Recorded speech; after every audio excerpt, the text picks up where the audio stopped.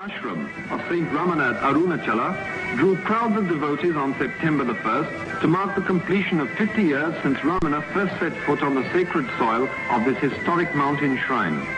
From far and near they flocked for darshan of the holy sage, who by the severest austerities and profound contemplation has attained spiritual wisdom and serenity unique in the country. Thousands draw comfort from his mere presence, for he neither preaches nor blames, setting at ease all who come to him by the essential goodness he radiates to all around. A good man in a troubled world.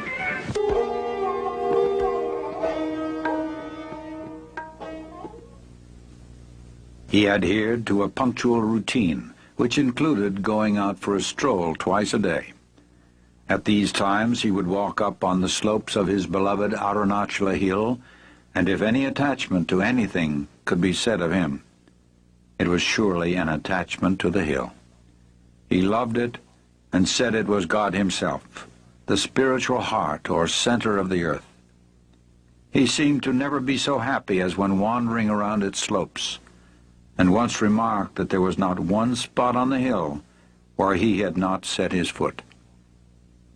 He also encouraged devotees to walk around the 8-mile circumference of the hill, as it has been well known from ancient times to be a very potent spiritual exercise.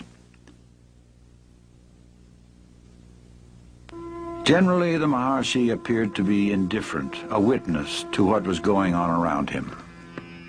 Nevertheless, he was always aware of what was happening and seemed to be very particular about certain matters. First of all, he insisted that he should be accessible to devotees and visitors at all times, even on the day of his death, when he had no strength to even hold his head erect.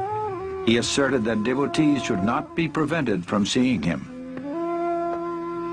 He was also very keen that visitors should be fed immediately upon their arrival, and food should be well cooked and nutritious. He participated and supervised meal preparations for many years. The Maharshi was adamant that no preferences should be given to him in way of food or conveniences. If it is good for me, it must be good for all, he would say when some special food preparation or medicine was offered him. He would then make the attendants distribute the item to everyone present before he would take it himself.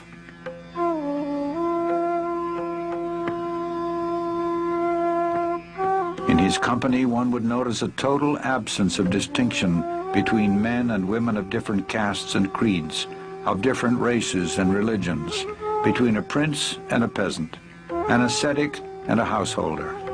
His equality extended far beyond human beings and embraced even plants and animals.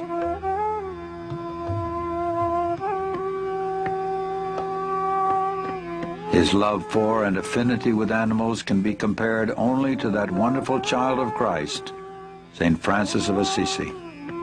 They all came to him: dogs, snakes, monkeys, crows, deer, peacocks, chipmunks, and cows, to name a few. Their silent language was known to him, and when he spoke, they understood and obeyed. He arbitrated the monkeys' quarrels. He has been known to speak to the wild leopards and cobras, and the whole animal kingdom accepted him as their guardian and defender. All felt his grace and acted with intelligence in his presence. He considered every living creature as equal, and those who came to him deserved an equal share to the land and resources of Ramanashramam.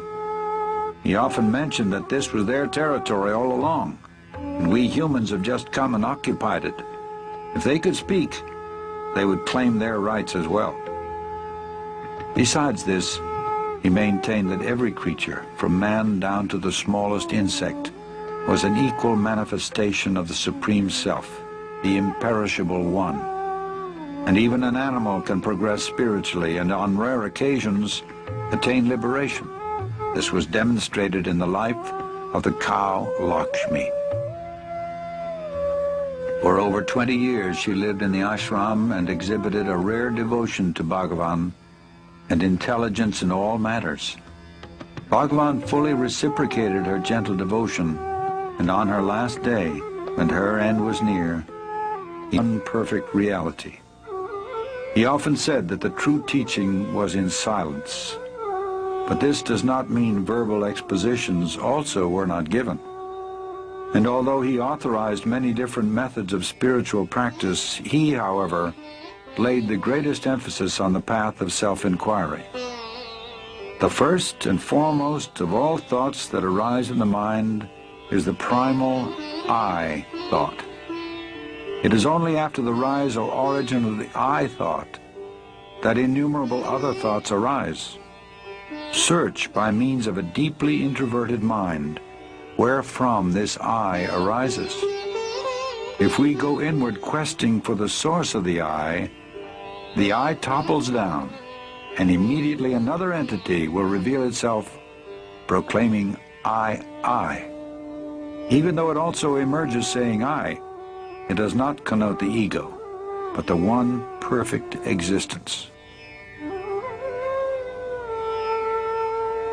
People of all religions came to him, and he never advised any of them to change their faith or abandon their creeds. He answered all their questions patiently.